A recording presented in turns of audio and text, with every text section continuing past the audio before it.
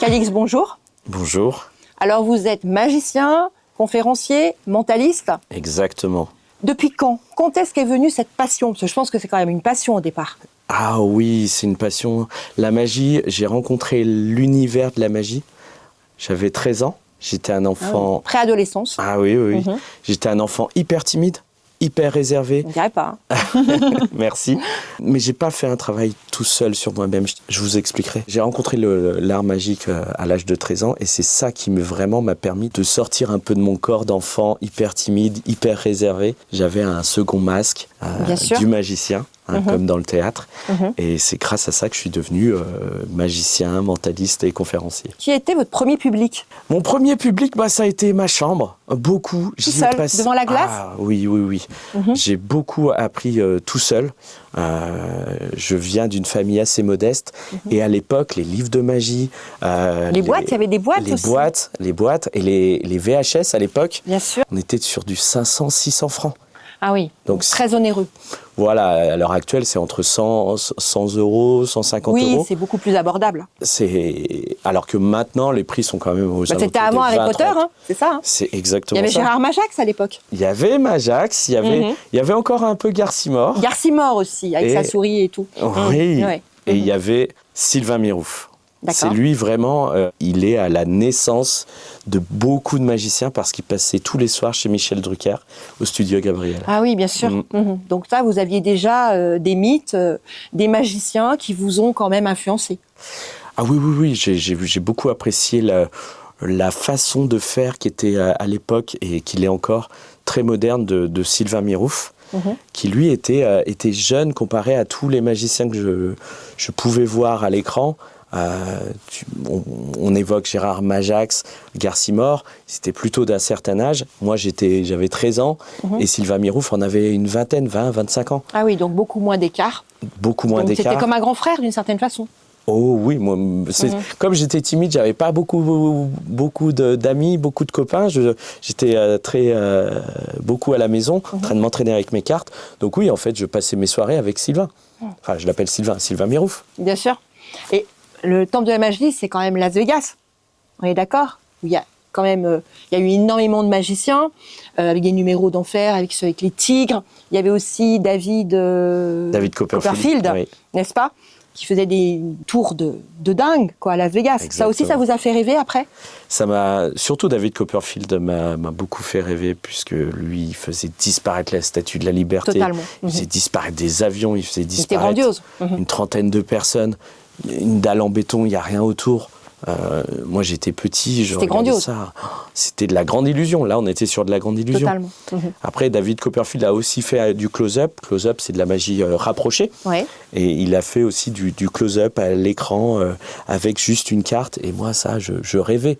Parce que c'était abordable. C'était quelque chose que je pouvais avoir chez moi. Une carte à jouer. Et c'était parti. Mais c'est vrai que la disparition de la Statue de la Liberté, oui, c'est énorme. Ça a quand même un certain goût. Hein, ça... Bien sûr, bien sûr. Donc ça vous a inspiré. Et quand est-ce que vous avez passé le pas pour en faire votre métier? Ça a été très compliqué. J'étais mauvais à l'école. J'étais au fond de la classe. J'étais du coup très timide, je prenais peu la parole. Et c'est après où je me suis débloqué grâce encore à la magie. Et je me suis dit, non, il faut que tu fasses des études de chimie parce que ça va être utile peut-être plus tard, toujours dans ma passion. Et donc, j'ai fait une licence de chimie. Ah oui, quand même, pas doué à l'école quand même. Ah oui, après... La chimie, il y a des maths, il faut résoudre des équations. C'est quand même pas évident. Exactement. Le petit dernier du fond de la classe est passé à la fac. Et ça m'a beaucoup apporté sur la réflexion, sur comment on met en place une méthode. Et j'ai travaillé après longtemps dans la chimie. Mais j'avais toujours ce double métier. D'accord. Le soir, j'enfilais mon costume, mon nœud papillon. Ah oui, il y avait un besoin. Ah oui. C'était là où... C'est une passion, tout simplement. C'est une passion. Et je me sentais vivre, en fait, face à des gens. Quand tu es face à des gens et qu'ils sourient, qu'ils ont le sourire... On les rend heureux. On les rend heureux. Il y a une passe transmission. un moment et on crée du lien. Bien sûr. Moi, c'est ma méthode pour créer du lien avec des gens. Si je ne sais pas quoi leur dire, il fait beau, ah oui, la météo. Au bout d'un moment, tu as fait le tour et tu commences à sortir un jeu de cartes. Ah, mais tu es magicien. Et là, tout le monde redevient enfant et ça facilite les échanges. Parce qu'en fait, magicien, c'est un mot très général, on est bien d'accord. Pour moi, il y a des métiers dans le métier. Il y a l'illusion, il y a plein de choses en fait. Maintenant vous avez des pads, je ne sais pas si vous vous utilisez. Exactement, aussi. Oui. D'abord, il a beaucoup évolué le métier, mais en plus, il est très différent. Est-ce que chacun a quand même un type d'activité, ou alors ça s'apprend et qu'on arrive à tout faire? Je dirais qu'on a tous un peu les mêmes bases, que ce soit en magie, mentalisme. Après, très tôt, je me suis spécialisé dans la magie digitale, la magie avec les iPads, et ce qui m'a permis de monter mon entreprise d'événements magiques, parce que j'utilise la magie comme outil de communication et de marketing. Bien sûr. Où il faut faire apparaître des voitures, il faut faire apparaître les logos, il faut remettre des goodies à des clients. D'où le tropisme avec le monde de l'entreprise. Exactement. Et donc moi, je suis plus dans cet univers-là, et le mentalisme, où là, j'ai toujours de l'adrénaline. J'ai toujours est-ce que ça va marcher, pas marcher. Alors qu'un tour de magie, je le connais A, B, C, D, et je sais comment les gens vont réagir. Oui, il y a un rituel, il y a un process. Voilà. Alors, mentalisme, soit on adore, soit on a peur. On est bien d'accord. Oui, et puis les gens ne connaissent pas vraiment le mentalisme. Souvent, quand je propose du mentalisme, on me dit « Ah mais non, je veux pas m'endormir ». Non, ça c'est l'hypnose. Non, ça c'est l'hypnose. Et certaines personnes, en fait, pensent que le mentalisme et l'hypnose sont la même chose, alors que pas du tout. C'est juste qu'on a peur que vous rentriez dans notre cerveau. Exactement. C'est ça, il faut le dire avec beaucoup d'humilité, c'est ça qui fait peur. C'est vrai, ça peut faire peur. Ça peut être perturbant. C'est perturbant. La magie aussi peut faire peur et aussi perturbant. Oui. Le fait de ne pas comprendre, oui. Le fait qu'il nous manque des données. Ben, ça énerve. Hein. Pour moi, personnellement, ça énerve, mais ça ne perturbe pas. Ça énerve ou ça crée une frustration? Oh non, parce que pour moi, c'est un métier. Votre métier, il est magnifique. Puis vous devez répéter pendant des heures, voire des jours, voire des mois sur certains tours. Alors que le mentalisme, je pense que c'est plus compliqué à intégrer. Est-ce que vous avez parfois des personnes qui ne veulent pas monter sur scène? Est-ce que ça arrive ou qu'il y a un blocage? Forcément, il y a des gens qui n'ont pas forcément peur que du mentalisme, mais c'est d'être face à 300 personnes. Oui, la peur du public. La peur du public, mais même des chefs d'entreprise. Et je les aide, je les accompagne. J'ai aussi un programme pour les accompagner parce que tu as beau être chef d'entreprise, tu peux être stressé devant 300 personnes. C'est du coaching en fait que vous faites aussi. Oui, ça va être du coaching. J'utilise un peu toute mon expérience dans le milieu magique, dans aussi mon histoire, parce que on passe d'enfant timide à la transmission. À quelqu'un qui est à l'aise sur scène devant 300 à 500 personnes. Bon. Tout ça, j'ai mis en place des process mentaux qui font que ça m'aide. J'ai moins peur d'aller sur scène maintenant qu'à 13 ans. Bien sûr. Donc oui, les gens ont aussi cette peur. Pas que le mentalisme, c'est d'être face et d'être jugé par des gens qui finalement, ils ne vous jugent pas. Non, au contraire, on est là pour passer un bon moment. Il n'y a rien de grave, on est bien d'accord. Ça reste du mentalisme. Ça et reste les conférences, alors racontez-nous. Alors les conférences, on va être sur des... Encore une fois, c'est de partager un peu ce que j'ai appris au cours de mon expérience. La sortie de zone de confort, par exemple. Ouais. J'ai une conférence qui est là-dessus. Ça permet de simplement sortir de sa zone de confort. On a peur, en fait. C'est normal. On a envie de se protéger. On ne veut pas sortir de cette zone qui est quand même assez confortable. Et on se rend compte que si on sort juste un petit peu, on sort un petit pas, un petit pied, eh bien c'est là où des opportunités peuvent apparaître. Et on se sent vivant, tout simplement. Et on se sent vivant, on a cette adrénaline aussi qui fait qu'on existe. Donc on va parler de sortie de sa zone de confort, sur les biais cognitifs aussi, les biais cognitifs qui sont encore, je trouve, assez méconnus, alors que ça fait quand même 50 ans qu'on en parle. Le biais cognitif, par exemple, l'effet de halo, c'est quand tu vas voir Mesmer, eh bien déjà dans la salle, tu sais que tu vas dormir. Parce que c'est quelqu'un qui a hypnotisé énormément de gens. Donc on est préparé d'une certaine façon. Donc toi, ton cerveau te prépare à. Parce que tu fais, et d'où le nom, le halo. Bien sûr. Autour de la personne, une aura autour de cette personne qui fait que déjà, tu es convaincu d'eux. D'accord. C'est à la fois, ça peut être à la fois Mais positif. on peut être en répulsif, une façon de combattre ça. Si tu fais l'effort d'aller dans une salle avec Mesmer, pour prendre... Pour le citer, bon déjà tu te conditionnes, même dans la voiture, on est préparé. Tu te prépares mentalement. Après évidemment, ça fonctionne pas, mais déjà il y a une grosse partie du travail de réaliser. C'est déjà fait. Et ça, devant un client, eh bien, tu peux déjà te créer, ce biais cognitif peut te permettre des choses ou justement te freiner sur certaines choses. Tu peux avoir peur d'un client parce que tu sais qu'un client, il est dur, il est sévère. Bien sûr. Et déjà, dans la voiture, en allant chez ce client, tu te crées cette aura, ce Parce qu'on appelle l'habit de lumière pour pouvoir convaincre. Et du coup, ça peut être un frein, ça peut être quelque chose qui te pousse vers des opportunités aussi. Une fois que tu connais les biais, tu sais un peu plus les gérer. Bien sûr. Tu sais les repérer chez toi. Donc voilà, on va parler en conférence de ça. Alors, la magie, c'est aussi festif, hein. Donc je pense notamment, alors bien sûr, il y a les mariages, tout ce qui est privé, les mariages, les anniversaires, mais il y a aussi tout ce qui est dédié à l'entreprise. Je pense que vous devez souvent être sollicité pour des incentives, pour des soirées avec des clients. Comment ça se passe? Alors, moi, je suis magicien B2B. Je ne travaille rarement pour des particuliers. Les mariages, c'est pas massif. Très optionnel. C'est optionnel. Ce sont des chefs d'entreprise qui m'ont pris à leur soirée. La plupart du temps, ce sont des chefs d'entreprise. Voilà. Enfin, si un chef d'entreprise se marie et qu'il a envie de vous avoir, c'est possible. C'est possible. Voilà, on est bien d'accord dans ce sens-là. C'est justement comme ça que ça fonctionne généralement. Pour les entreprises, on va utiliser la magie comme outil marketing, comme je l'ai dit, comme outil de communication. Le but, c'est de rapprocher les gens en événementiel, parce que l'être humain a peur de l'autre. Quand tu vas dans une soirée, tu te retrouves avec ton compagnon, ta compagne, avec ta flûte de champagne, et tu n'oses pas aller voir les gens. Et mon métier, c'est vraiment de rassembler, de fédérer. Voilà, de briser un petit peu ces petites bulles. Bien sûr. Ces petites bulles qui nous protègent, encore une fois, sortie de zone de confort. D'exploser toutes ces petites bulles pour que les gens discutent ensemble. Et on passe un message. Et ça marche. Ça fonctionne. Ouais. Et tout on le temps, passe les quelle que soit l'ambiance. Ah oui, ça fonctionne. Je pense que vous avez tout connu, hein, une ambiance glaciale. Vous arrivez vraiment à faire que les gens se parlent. Oui, ça c'est l'expérience qui veut ça. C'est ça. C'est un défi en fait. Ah oui, moi j'adore. J'adore. Sortie de zone de confort, encore une fois. C'est complexe, mais une fois que tu as les petites clés, ça devient beaucoup plus facile de briser un petit peu ces petites bulles. Alors c'est quoi les tours phares d'un magicien pour briser la glace? Alors j'aime beaucoup avec le digital arriver type promotion. Vous connaissez l'entreprise, vous connaissez Lyon Entreprise, oui, voici le logo. Les gens se demandent, mais c'est qui ce monsieur avec... C'est un BRP, qu'est-ce qu'il va me vendre? Avec son nœud papillon, il veut nous présenter l'entreprise. Ils n'osent pas me dire non. Pourquoi? Parce que je suis en train de parler de l'entreprise, ils sont invités. Totalement. Et puis là, il y a le logo qui sort, il y a le produit de l'entreprise qui sort, le goodies qui sort de l'écran, qui devient du virtuel au réel. Là, tout de suite, ils comprennent, ils se disent « Ah, là, on va passer un bon moment. Et ça, c'est aussi des petites clés, c'est comment aller voir les gens, comment en 15 secondes se faire accepter d'un groupe. Et c'est pas facile en fait, quand tu y réfléchis. Ah oui, non, mais c'est un métier, c'est évident. C'est un vrai métier. C'est des petites clés qu'il faut connaître, oui. Et après, les tours, c'est quoi les tours qui sont les plus plébiscités? Qu'est-ce qui plaît le plus? Alors, en mentalisme, ça va être... Il y a beaucoup de choses...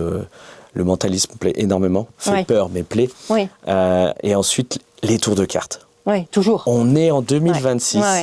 J'essaie de tout faire sauf des tours de cartes. Mais on attend tous. Exactement. Et souvent, on vient me voir. Et tu fais pas un tour de cartes? J'adore les tours de cartes. Voilà, c'est ça. Bon, d'accord, on va faire des tours de cartes. Mais j'aime beaucoup les tours avec des pièces de monnaie, avec des billets, avec toujours en passant un petit message derrière. Ou le vol d'une montre aussi, Le vol d'une montre. Ça, c'est énorme aussi. Et oui. Ça plaît aussi. Et ça plaît énormément parce que, pour en revenir à la conférence, j'ai une conférence sur la cybersécurité. On se sent protégé, on a l'impression qu'on protège, on est capable de protéger ses données, même sa montre, même son téléphone dans la poche. Et quand ils se rendent compte qu'ils n'ont plus leur montre, ils n'ont plus leur téléphone, là tout de suite il y a un moment, c'est difficile c'est bluffant quand même. Et oui, et c'est difficile à admettre. Totalement. De se faire piller devant tout le monde. Soi, quoi. Voilà. Et là, tu en profites pour faire passer des messages. Faites attention à vos mots de passe. Changez-les souvent. Tout ce qu'on connaît. Mais ça permet vraiment d'attirer l'attention, de mettre en doute. Et après, on fait passer le message. Alors, est-ce qu'il y a des nouveaux tours? Des choses qui sont plus récentes, où il y a une appétence, quelque chose, il y a une tendance ou pas? À part bien sûr les cartes, qui est quand même un basique les cartes, extrêmement demandé. C'est vrai que c'est un basique. Alors oui, il y a des nouveautés. Pour vous partager un tour que j'aime beaucoup faire, c'est un tour avec l'odorat.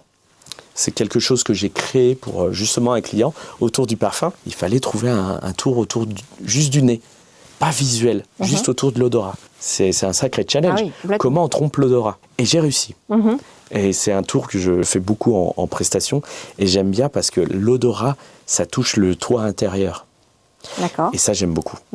Et c'est un tour, pour la petite anecdote, que j'ai créé et que je vends pour les autres magiciens. Et Monsieur David Copperfield en a acheté. C'est pas vrai. Il en a pas magnifique. acheté un. Magnifique. Il en a acheté 2. D'accord. Donc, en tant que magicien, en tant que fan Bien sûr. du monsieur, du maître, de votre du maître, d'une certaine voilà, façon. ça fait plaisir. Alors, je crois qu'il y a un tour aussi qui fait appel aux 5 sens. Oui, exactement. J'ai un spectacle autour des 5 sens parce que généralement, on n'en utilise qu'un ou Oui, voire 2 maximum. maximum. 3, c'est compliqué. 3, ça Et 5, devient- c'est impossible. 5, c'est compliqué. On est bien d'accord. C'est compliqué. Et pourtant, en rendez-vous commercial, il faut utiliser sa vue, il faut surtout utiliser son oreille et aussi Prendre des notes aussi. prendre des notes énormément.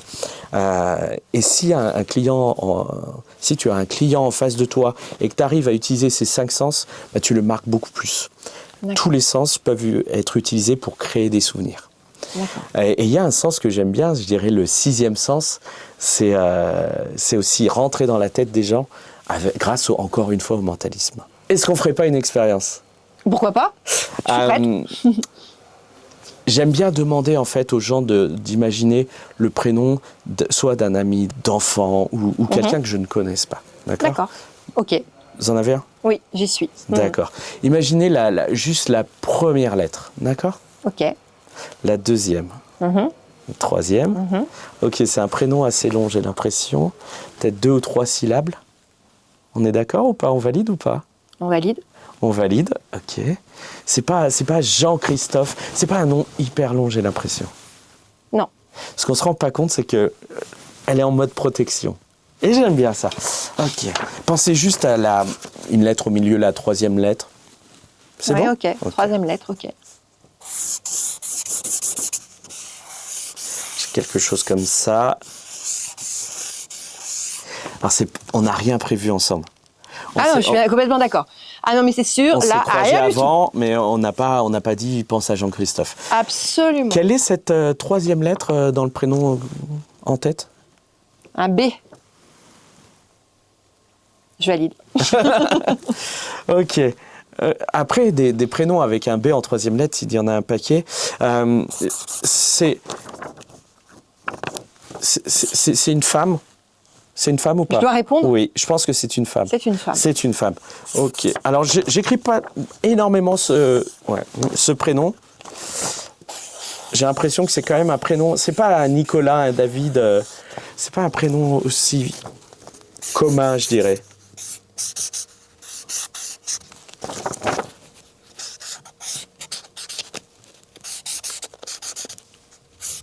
Alors, j'ai beaucoup de lettres qui me viennent. Est-ce que vous pouvez juste tenir ça comme ceci? Quel est le prénom que vous avez en tête? Allez-y. Je donne le prénom Oui. de la personne à laquelle j'ai pensé tout de suite. Sibylle. C'est vrai? Oui. Alors là, je suis bluffée. Il est vraiment rentré dans mon cerveau et j'aime pas ça du tout. Et encore une fois, on n'a rien prévu avant. On n'a pas Et dit ça, je peux pour la vous le dire, caméra. vraiment, on n'avait rien On prévu. n'a rien prévu. Et elle est née à... Ah, on va essayer. Elle est née le 11? Cette personne ou pas? Ou le 21, quelque chose comme ça? Ça se termine bien, Ça se termine bien, c'est le 11 ou le 21? un peu plus. Ok. J'en dirai pas plus. Elle veut pas dire. Je tente une date. C'est quoi la date de naissance? 31 mai 1967. 31 mai, c'est ça? Incroyable. Super. Et bah là, je suis bluffée. Bravo. Complètement bluffée. Donc là, ce que j'aime ici, c'est qu'on est vraiment dans l'émotion des gens. On n'est pas dans le tour de cartes où on sait qu'on va se faire bluffer. Totalement. Et là, on se dit, mais non, je veux pas donner d'informations. Bien sûr, bah, on joue le jeu. Hein. On joue le jeu, Normal, c'est un peu normal, l'objectif. Sinon, c'est plus du mentalisme, c'est juste savoir Totalement. écouter les gens. Bah, bien sûr. Et moi, ce que j'aime en tant que mentaliste, c'est que là, moi, j'ai de l'adrénaline. Bien sûr. Je ne sais pas si ça va fonctionner. Vous vous Là, trompez de temps en temps ou pas? ça arrive Oui. énormément. Mais j'ai envie de dire, si je ne tente pas, je réussis pas. Bien sûr, bien sûr. Si je tente, il y a... Mais c'est la règle des 80-20. Exactement. Vous allez réussir 80%. La loi de quand même. Pareto. Après, on est plus aux alentours des 90% On est bien quand même de d'accord. réussite. Bah oui, heureusement, c'est un métier. 90-95%. Mais encore une fois, quand je ne réussis pas, et ça, j'aime bien ne pas réussir, en fait. Parce qu'on fait passer aussi un message. On a le droit de ne pas réussir. Oui, vous êtes humain, vous n'êtes pas un robot. C'est pas l'IA qui est en face de moi. Exactement. C'est Calix. Hein. On est des humains. On a le droit de ne pas réussir dans des choses dans sa vie. Mais on n'a pas le droit de ne pas retenter. Et donc, le fait de ne pas réussir, ça rajoute un côté humain. Quand derrière, je réussis, on a un contraste qui est quand même beaucoup plus fort. Totalement. Et là, on est sur la création on joue sur le souvenir qu'on crée dans la tête des gens. En tout cas, je suis bluffée, hein. Vraiment. Mais ça a fonctionné. J'en suis heureux. C'est incroyable. Alors, on sait qu'aujourd'hui, les chefs d'entreprise sont de plus en plus stressés. La solitude, le problème, bien sûr, l'économie de marché qui est quand même compliquée. Alors, qu'est-ce qu'ils attendent d'un mentaliste en coaching par rapport à un consultant lambda ? Alors, les demandes que j'ai, et là où j'essaie de les aider, c'est avant de monter sur scène. Comment on peut déjà mentalement se mettre dans la réussite et comment on peut préparer une prise de parole. C'est pas évident en fait de prendre le micro et de donner des messages devant soit ses salariés, soit des partenaires. Donc il y a toujours une pression. Donc moi, avant, avec le chef d'entreprise, on va travailler sur la posture qu'il va avoir, comment il va rentrer, la gestuelle, est-ce qu'il faut le ton PowerPoint, aussi de la voix, le ton, le regard, les pauses, le temps de pause. Bien sûr. Est hyper important, la preuve. On a envie de le remplir, ce temps de pause. Oui, et parfois, c'est bien de faire une pause. Très important dans le discours. C'est important, parce que dans un discours, on ne donne pas beaucoup d'informations.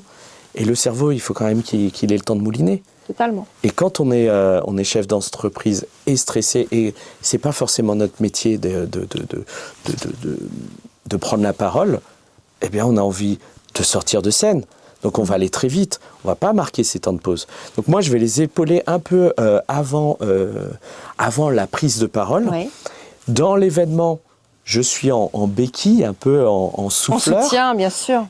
Et aussi le fait de voir quelqu'un avec qui ils ont passé du temps, ça les détend en fait. Ça les rassure. Ça les rassure. Complètement. Tu as l'impression de parler à ton fils, tu as l'impression de parler à un ami. Déjà, tu es un peu plus détendu que quand tu vois que des partenaires qui attendent énormément de toi. Et puis, s'il manque des mots, s'il manque des choses, moi, je peux très bien ralentir, fais un temps de pause, prends ton temps, respire. Je suis un peu là pour coacher un peu en direct. En live, alors. En live. Ça se fait en amont. En amont. Et pendant. Et après, il y a un débriefing. Exactement. C'est ça qui est après, il y a le important débriefing parce que l'important, c'est aussi d'apprendre. Totalement. Donc, petit débriefing, voilà ce qui s'est passé, voilà ce qui s'est bien passé, et voici ce qu'on pourrait améliorer pour la prochaine. Et de fil en aiguille, eh bien, tu prends confiance. Et au bout de 2-3 scènes, tu commences à être à l'aise et tu as les petites clés pour et ça fait partie des nouveaux métiers, alors. Ça, oui, je dirais c'est du coaching, mais fait par un magicien mentaliste qui était timide et qui maintenant monte sur scène. Oui, on va dire que c'est un nouveau métier, oui. Alors, merci Calix. Moi, j'ai vécu personnellement une expérience qui était assez dingue et folle. Merci encore. Et puis à très vite, j'espère. Eh bien, merci pour l'accueil et à bientôt.